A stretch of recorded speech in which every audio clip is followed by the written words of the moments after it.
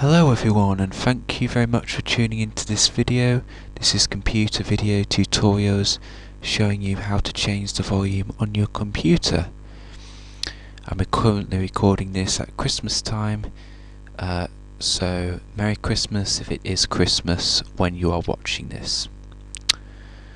So, to change the volume in Windows, go into the bottom right hand corner of the screen until you come across a speaker icon. Click once to bring up the speaker menu. If you're on Windows XP, you will need to double click the speaker icon. You will then see a slider bar.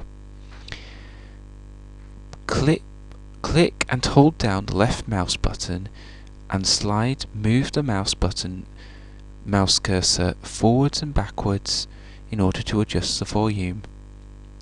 Setting it to a lower number will decrease the volume, while setting it to a higher number will increase the volume.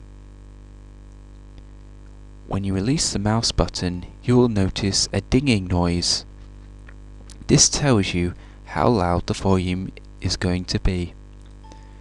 When satisfied with the volume, simply click anywhere on the desktop to remove the menu. There you go.